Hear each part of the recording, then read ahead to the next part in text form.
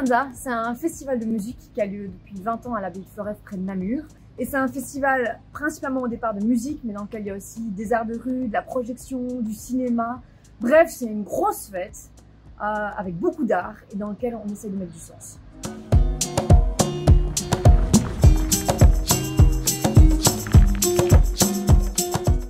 Esperanza se différencie d'autres festivals dans la mesure où en fait, au-delà d'organiser un festival de musique, on a envie que notre projet culturel serve un certain changement sociétal, soit clairement au service de la transformation sociale et politique.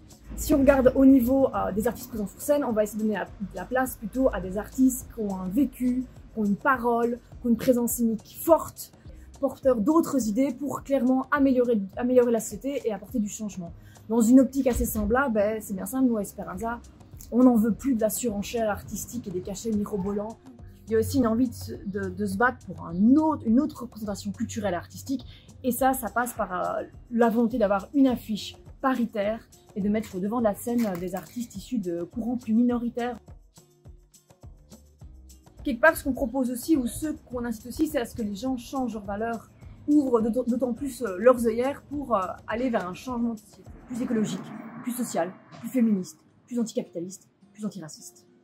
Et dans cette idée-là, Esperanza, c'est clairement aussi un terrain de lutte pour faire avancer les droits tout un chacun, chacune.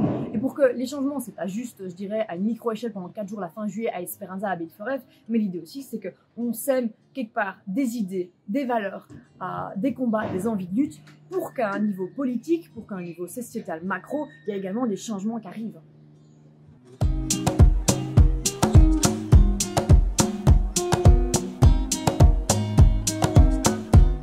Alors le village des possibles, c'est une cour de récré et à l'intérieur on a demandé aux Los Niños de la décorer et ensuite on a invité plein d'associations différentes qui viennent et qui font des ateliers. Alors par atelier on imagine faire apprendre quelque chose aux festivaliers et festivalières de façon ludique et courte comme pour qu'ils partent un peu plus outillés, un peu plus engagés avec quelques idées en tête. On a aussi des débats qui là vont être plus longs où là on va vraiment chercher à créer une discussion, à amener des nouvelles idées pour les festivaliers.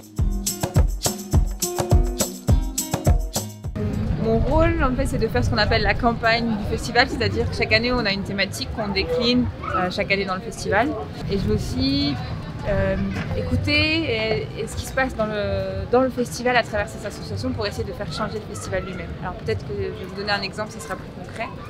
En 2019, il y avait une association ici dans ce village qui nous a interpellés sur le fait qu'il y avait beaucoup d'agressions sexuelles et sexistes dans le festival. Et depuis, on a créé le plan Sacha, qui est un plan qui permet aux festivaliers et festivalières d'avoir toujours une écoute en cas d'agression, mais aussi en cas de témoins d'agression.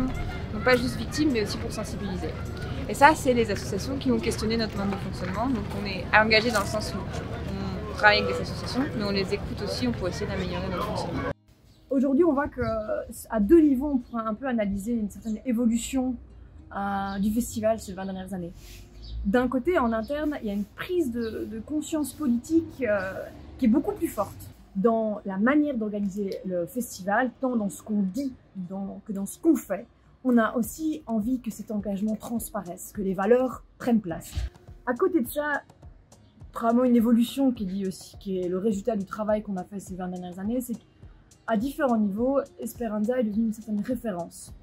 C'est-à-dire que tant en matière de durabilité, en matière d'ancrage local, en matière de lutte contre les violences sexuelles et sexistes en milieu festif, Esperanza, c'est aujourd'hui une référence qu'on consulte. Et donc en ce sens-là, c'est clair qu'on voit quand même qu'on a pris une certaine place, qu'on essaye de toujours améliorer parce qu'on n'est clairement pas parfait et qu'il y a encore un long chemin à faire, mais quelque part, en allant comme ça à défoncer des portes, en fait, on amène aussi du changement chez les autres qui quelque part, on pourrait dire, s'inspirent de nous.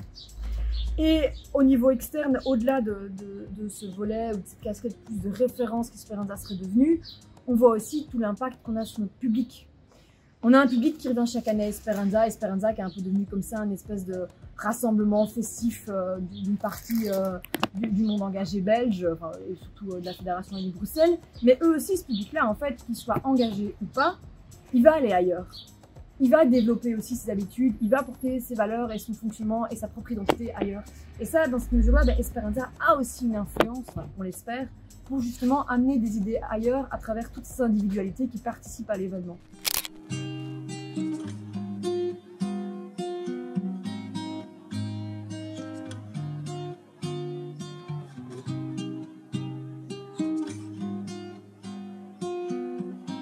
Bye.